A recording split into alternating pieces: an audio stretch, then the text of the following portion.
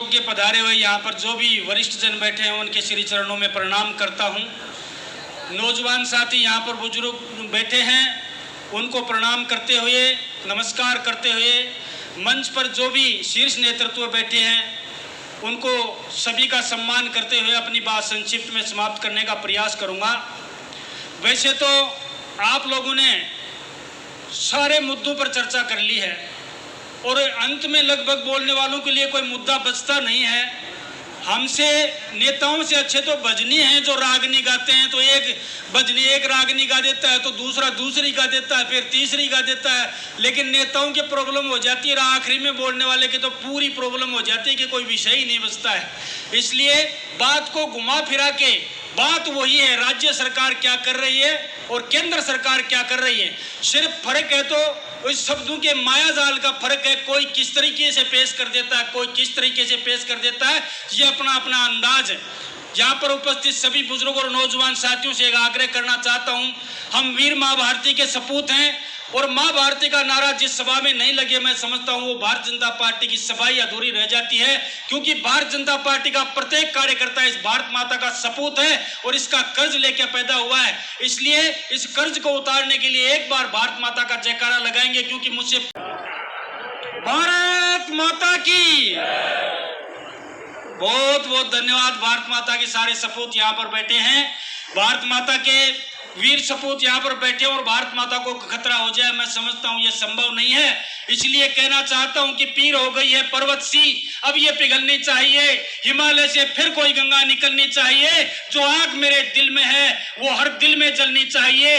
हंगामा खड़ा करना मेरा मकसद नहीं, मैं चाहता हूँ कि मेरे इस देश की तस्वीर बदलनी चाहिए और तकदीर बदलनी चाहिए। तस्वीर और तकदीर गहलोत जैसे नेता नहीं बदल सकते, इस देश की तस्वीर और तकदीर कोई बदल सकता है तो वो दिल्ली में बैठा हुआ इस भारत माता का सपूत नरेंद्र मोदी बदल सकता है और भारतीय जनता पार्टी का वो कार्यकर्ता बदल सकता है जो भारत माता की शपथ लेकर राजनीति में आता है। मैं कहना चाहता हूँ, आपसे आग्रह करना चाहता हूँ, आपने दिया क्या है इस प्रदेश को और इस प्रदेश को दिया क्या है। सब लोगों ने कहा किसान के साथ दगा हुआ, सब लोगों ने कहा युवाओं के साथ दगा हुआ, लेकिन ये बात हमारे कई दिन बाद में समझ में आई कि राहुल गांधी ने हर जगह 1 से 10 तक गिनती क्यों की गिनी, किसानों के कर्जा माफ करने के लिए 1 2 3 4 10 तक क्यों गिना। हमें तो अब जाके पता लगा कि उसको गिनती 10 तक आती है, उसके आगे गिनती नहीं आती है। उसने हिंदुस्तान को यह बताने की कोशिश की है लेकिन मैं इटली में रहा जरूर हूँ, मेरा ननिहाल इटली में जरूर है, लेकिन मुझे 10 तक गिनती आती है। उसको किसी ने कहा भले आदमी कम से कम 60 तक तो गिन देता तो 2 महीने तो मिल जाते कर्ज माफ करने के। इसीलिए आप लोगों के सामने कहा गया कि संपूर्ण कर्जा माफ करेंगे, उससे भी मुकर गए। फिर कहा 2 लाख तक का कर्जा माफ करेंगे, उससे भी मुकर गए। फिर कहा 50,000 तक का कोऑपरेटिव सोसाइटी का कर्जा माफ करेंगे, उससे भी मुकर गए। आप लोगों ने किसान के साथ धोखा देखा, युवाओं के साथ धोखा देखा। मैं कहना चाहता हूं इस कांग्रेसियों से, इस मंच के माध्यम से, इस वीर दरा झुंझुनू की धरती से कहना चाहता हूं और आह्वान करना चाहता हूं कि क्या करोगे इन वोटों का। 60 साल में जो भी दिया तुमने ही दिया, इस कांग्रेस को जो अच्छा दिया, इस देश को अच्छा दिया और बुरा दिया तुम्ही ने दिया है। ये देश ऐसा नहीं था बंधुओं, मेरे नौजवान साथियों और बुजुर्गों, ये देश एक जमाना हुआ करता था, दुनिया का कोई भी नुमाइंदा इस हिंदुस्तान की सरजमी से जब पैर रखता था तो इसकी मिट्टी को उठाकर अपने माथे से तिलक लगाता था और अपने आप को धन्य और पवित्र समझता था। कभी ये देश गंगा जमुना और सरस्वती का कहलाता था, हिमालय अरावली और माउंट की मां भारती, ऋषि मुनि और गौतम की तपोभूमि, विश्व गुरु और जगत गुरु कहलाने वाला ये देश कांग्रेस के 60 साल के कुशासन ने बना दिया है, घोटालों का, कांडों का और दलालों का बना के इस देश को छोड़ दिया है। मैं इसलिए कहना चाहता हूं, आग्रह करना चाहता हूं, इसे मुख्य धारा में जोड़िए।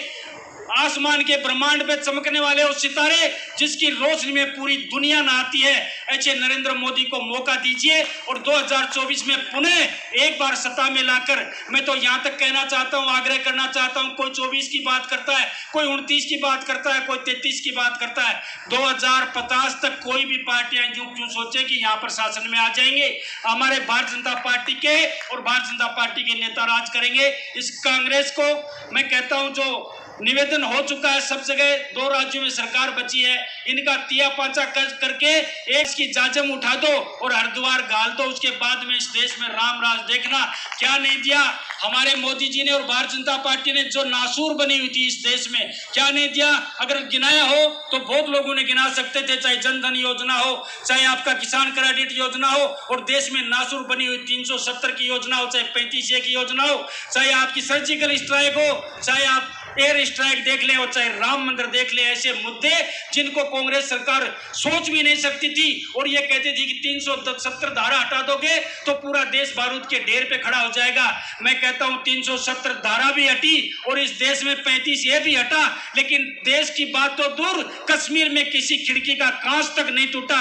यह है राज करने की शक्ति और इसको कहते हैं राज। इसलिए मैं आपसे निवेदन करना चाहता हूं, आप सभी वैसे तो प्रबुद्ध जो विद्युजीवी हो, आपके सामने भाषण देने का कोई औचित्य नहीं है, क्योंकि आप सब राजनीतिक लोग हो और दुनिया आपकी मुट्ठी में है। सब कुछ सोशल मीडिया पे, इंटरनेट पे और टीवी और विज्ञापनों में आप लोग देखते रहते हो, इसलिए ज्यादा भाषण की गुंजाइश नहीं है। और मंच पर बार बार कहा गया है कि ज्यादा समय ना लें। इन्हीं शब्दों के साथ अपना कथन समाप्त करते हुए अपनी वाणी को विराम देता हूं। सबको राम राम, बहुत बहुत धन्यवाद।